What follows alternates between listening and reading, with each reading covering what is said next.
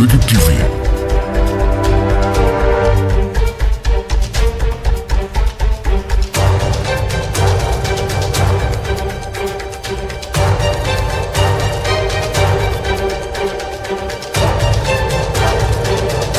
Merci beaucoup. Comme vous l'avez dit, nous venons de boucler véritablement cette deuxième étape de la tournée sociale économique. Tout l'intérêt de cette tournée, parce que nous sommes fixés comme objectif véritablement de faire ce travail-là. Parce qu'on peut dire que nous avons démarré depuis le mois de septembre, avec ce qu'on peut dire un diagnostic sectoriel dans le cadre de nos activités au niveau des comités que nous avons mis en place. Parce que pour rappeler qu'il y a un cadre qui existe avec donc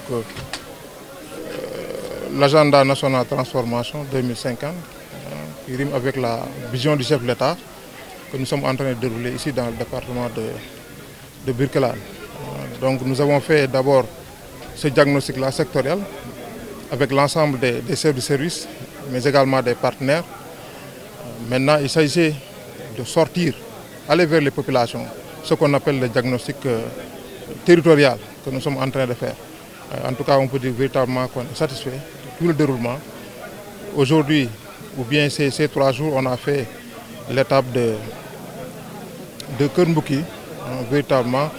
Et à l'issue de ces rencontres-là, ce que peut être retenu, surtout ce sont les préoccupations des populations qui portent généralement sur les difficultés liées à l'approvisionnement en eau et en électricité, les problématiques liées à la santé et à l'éducation également. Mais surtout le désenclavement, parce que nous sommes pratiquement dans une zone très enclavée, avec d'énormes difficultés, surtout en période d'hivernage. Donc ce sont les principales préoccupations de nos populations.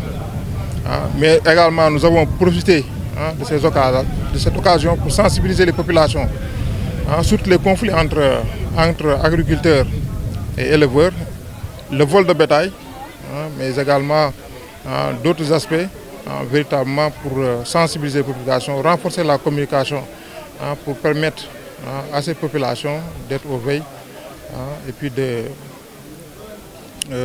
répercuter surtout, parce que c'est à ce niveau que se trouve la grande difficulté. Généralement, on tient des réunions avec ces populations, mais ces informations ne sont pas répercutées, surtout pour les cas de conflits entre éleveurs et agriculteurs. En tout cas, c'est à peu près ce qu'on peut retenir pour cette tournée. Maintenant, l'autre étape, le plus important, c'est de se réunir autour de ces comités-là, parce que nous avons un comité technique restreint et des sous-comités en fonction des axes donc de l'agenda.